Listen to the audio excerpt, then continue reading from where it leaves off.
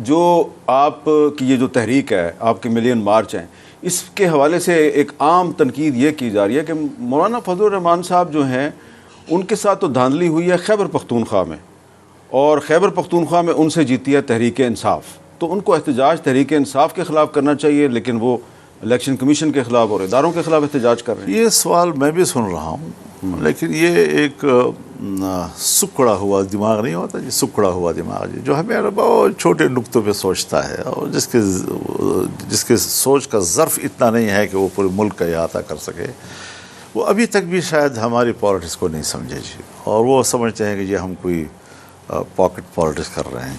अगर कराची के लोगों के साथ, अगर सिंध के लोगों के साथ धांधली हुई है, मुझे उसकी भी आवाज़ उठानी है। अगर बलूचिस्तान के लोगों के साथ धांधली हुई है, मुझे उसकी भी आवाज़ उठानी है। अगर पंजाब के लोगों के साथ हुई है, मुझे उसकी भी आवाज़ उठानी है। ये गलत बात है कि मैं सिर्फ ये तो मेरे मौक़िफ़ को कमज़ोर करने की एक शूरी कोशिश है कि ओह मैं तो डी खान में आ रहा हूँ तो शायद मैं डी खान के हवाले से बात करूँ।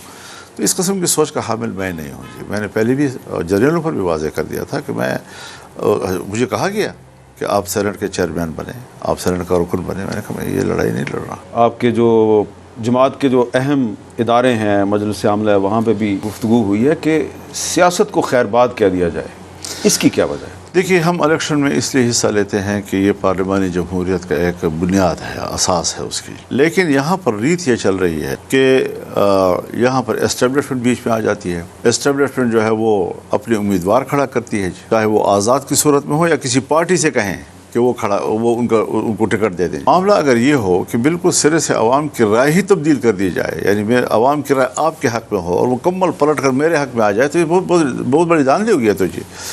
तो इस सूरत हाल को हम 2018 में भी देख रहे हैं, इस सूरत हाल को हमने इस दफ़ा भी देखा है, और ये सूरत हाल फिर ज़ाहिर है कि इलेक्शन और आवाम की नहीं रहेगी। अच्छा, मैं आपको अगर आवाम की राय की ये कदर व कीमत है, तो फिर इस इलेक्शन में ख्वार होने की क्या ज़रूरत है जी? ये इतनी थकान और इतनी खजलखारी किस मकसद के लिए? इसलिए कि ये लोग फैसला करेंगे और ये हमें कहेंगे कि फ़ैसला तो हमने करना है। यकीन जानिए, एक दफ़ा मुझे अपने ही एक साथी ने कहा कि तुम बड़े बड़े जलसे करो, सीटें तो उतनी मिलेंगी जो वो देंगे आपको। अब आपका जो जनरल कौंसिल का इजलास होने वाला है, उसमें आप ये फैसला करेंगे कि सियासत करनी है? हमारी मरकज़ी मजलिस आमला का जब इजलास हुआ इलेक्शन के फ़ौरन बाद, यानी 4-5 दिन के बाद, तो ये बात उसमें आई कि फिर इस मश्क की ज़रूरत क्या है, इस एक्सरसाइज की ज़रूरत क्या है। फिर तो हम सीधे साधे उनके दरवाजे पर बैठ जाएँ कि साहब हम आपके नौकर, आपने हमें असेंबली में कितनी सीटें देने हैं बता देना। हमें क्या पड़ी है कि हम गली गली कूची फिर रहे हों। पिछले कुछ अरसे में मुस्लिम लीग नून के बहुत से लोग आपको मिले, नवाज शरीफ साहब भी आपको मिले, उन्होंने कोशिश की कि वो आपके साथ रिकॉन्साइल कर लें, दोबारा आपको अपना साथी बना दें, और अभी तक दावा करते हैं राना सनाउल्लाह साहब कि मौलाना साहब आखिरकार हमारे साथ आ मिलेंगे, लेकिन अभी तक आप की गुफ्तगू से अंदाज़ा हो रहा है कि आप उनके साथ नहीं जाने वाले। तो नवाज शरीफ साहब भी आए आपके पास, तो मामला तय क्यों नहीं हुआ? उनकी कोशिश यह है कि मैं उनके साथ जाकर मिलूं, और मेरी कोशिश यह है कि वो हमारे साथ आकर मिले। बस ये है अभी तक फ़िलहाल तनाज़ा जो चल रहा है हमारा। तो ये जो, और शायद मेरा मुतालबा उनसे सही है। अच्छा, आप मुझे आगे मिले तो आए आपके पास? जी नहीं, लेकिन अपोजिशन में बैठे ना। अच्छा, आप कह रहे हैं कि अपोजिशन में बैठे। मैंने कौमी असम्बली की तकरीर में भी उनको कहा, अच्छा अपोजिशन में आओ, इक़्तिदार मैंने कहा PTI को दो। तो PTI किस तरह इक़्तिदार में वो आएगी? वो तो कहते हैं हम ना पीपल्स पार्टी के साथ बैठने के लिए तैयार हैं, वो अक्सरियत है ना, अक्सरियत बना लेंगे वो जी। तो नवाज शरीफ साहब इस पे गौर करेंगे कि करना चाहिए, उनको करना चाहिए, अपोजिशन में करना चाहिए, क्योंकि मुझसे ज़्यादा वो परेशान है नताइज के हवाले से। ये आपको कैसे पता है? नताइज के हवाले से मुझसे ज़्यादा वो परेशान है। मुझे पता होता है ना, अपने दोस्त का आदमी को पता ना हो तो फिर क्या करेगी। मेरे बड़े भाई हैं वो। आपने देखा ना, जब मियां साहब तशरीफ़ लाए बाहर से और उम्मीद पाकिस्तान बनकर तशरीफ़ लाए, तो लाहौर में जो उनका जलसा था या इस्तकबाल था एयरपोर्ट पर, तो अकेले मुस्लिम लीग ने किया, कोई दूसरी पार्टी को तो नहीं दावत दी उन्होंने। और उस वक्त तक तो वो PDM का हिस्सा थे और आप PDM के सरबराह। किसी को नहीं बुलाया उसके बावजूद। फिर सिर्फ ये नहीं कि किसी को बुलाया नहीं, पूरे तकरीर में PDM का शुक्रिया तक अदा नहीं किया कि आपने वो 3 साल में कुछ किया भी है या नहीं।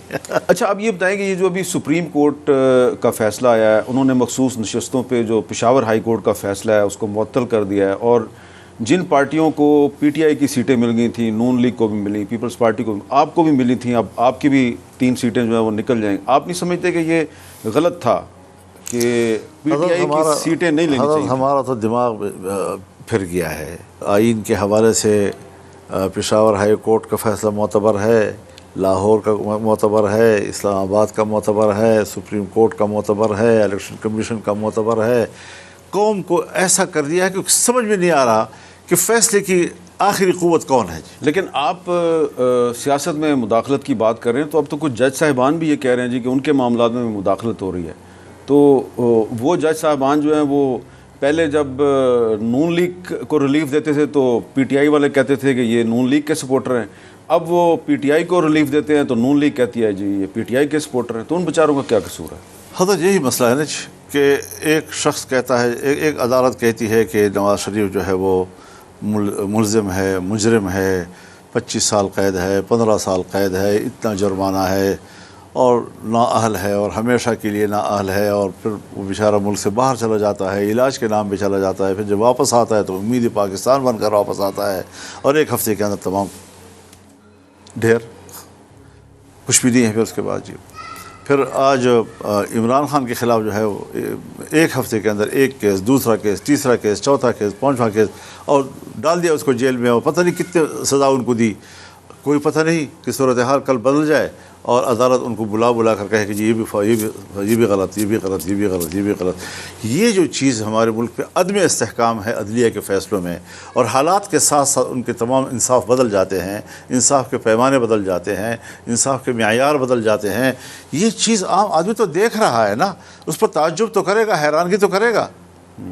लेकिन काजी फाइज़ा साहब कहते हैं कि मेरे दौर में तो कोई मुदाखलत नहीं हो रही।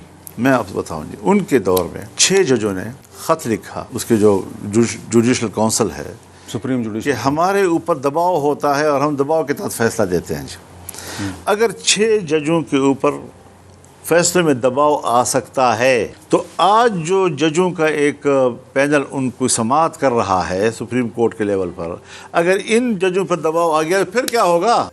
तो फिर मैं तो हम तस्लीम कर लें कि उन 6 पे दबाव था और दबाव के था उनके फैसले तब्दील किए जा रहे थे, तो ये भी तो अदलिया के लोग हैं ना, आसमान से तो थोड़ी उतरे हैं जी। इस वक्त जो कुछ जज साहिबान कह रहे हैं कि जब से पाकिस्तान बना है तो सब लोग यहाँ पे झूठ बोलते रहे, गलत बयानी करते रहे, और अब वक्त आ गया है कि हम सच बोलें। तो अगर पाकिस्तान में आइन की बालादस्ती कायम हो जाए तो हमारे बहुत से मसाइल हल हो सकते हैं। मुश्किल ये है कि आइन कुछ कहता है फ़ौज के बारे में भी, अदलिया के बारे में, और हो रहा होता है कुछ और फिर अगर आप उस पर एतराज़ करते हैं तो कहते हैं आपने फ़ौज पे क्यों तनकीद की, आपने अदलिया पे क्यों तनकीद की, इस पर तो आइन के तहत अगर तनकीद की जाए तो उस पर यह सज़ा है। तो आर्टिकल 19 जो है उसमें 5-6 पाबंदियाँ हैं। वही अर्ज़ कर रहा हूँ ना, तो वो काम न करें ना जिसके ऊपर तनकीद हो सके।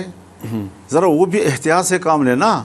वो इन दफ़ात का सहारा लेकर हमारे साथ जो करे, अवाम के साथ जो करे, सियासी पार्टियों के साथ, उनके रहनुमाओं के साथ जो करे, उनको खुली इजाज़त। और अगर आप उसकी कारकर्दगी पर एतराज़ करते हैं तो कहते हैं जी आप तो आइन की खिलाफ वर्जी कर रहे हो, तो हमारी तौहीन कर रहे हैं।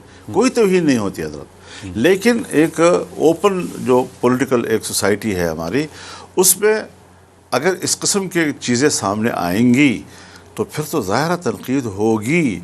फ़ौज का सियासत में आना हराम है, हराम आइन की। तो ये तो आज DGISPR ने भी कहा है। फिर उसके बावजूद फुल सियासत वो करती है, तमाम सियासत पे कब्ज़ा कर लेती है, तमाम सियासी फैसले वो करती है, कानून साजी तक में मुदाखलत करती है। फ़ौज नहीं करती, खुफिया एजेंसियाँ करती हैं, उनके ज़रिए से आती हैं ताकि हमारा भरम जो है वो रहे। फिर उसके बाद आप कहते हैं जी आप उस पर तनकीद ना करें। तो जब सियासत, याद रखें, जब फ़ौज सियासत में आएगी तो सियासत भी फ़ौज में जाएगी, फिर गिरा ना करें। कोई तहरीक इंसाफ और JUI में फासले कम करने के लिए कुछ कर रहे हैं कुछ लोग? आपकी पार्टी के एक रहनुमा ने पिछले दिनों तजवीज़ दी थी कि हमारी एक मुश्तरका कमेटी बननी चाहिए, उसमें हम तजावीज़ पर गौर करें कि फ़ासले कैसे कम हों। देखिए, आपको भी मालूम है कि PTI और जमीयत में कितने फासले थे, और ये भी नहीं कि कोई पर्दा बीच में था, बल्कि पहाड़ बीच में खड़ा था, दीवार भी नहीं थी। उनकी तजवीज़ थी कि हम आगे जाकर कुछ मामला ठीक करना चाहते हैं जी। तो हमने कहा बिस्मिल्लाह, और उसी का पास रखते हुए हम इक्का दुक्का जो उनके कुछ लोगों के बयानात आ जाते हैं, लेकिन हम उन लोगों के बयानात का कोई नोटिस नहीं ले रहे जी। हम उस ज़िम्मेदार वफ़द का जो कह रहे थे कि हम इमरान खान साहब की कहने पे आए हैं, तो हमारे लिए वही हुज्जत है और वही PTI है हमारे लिए। तो जब तक वहाँ से कोई खिलाफ वर्जी नहीं होती या वहाँ से कोई उसके मुनाफी कोई बात नहीं होती, तो हम अपनी बात पे कायम हैं।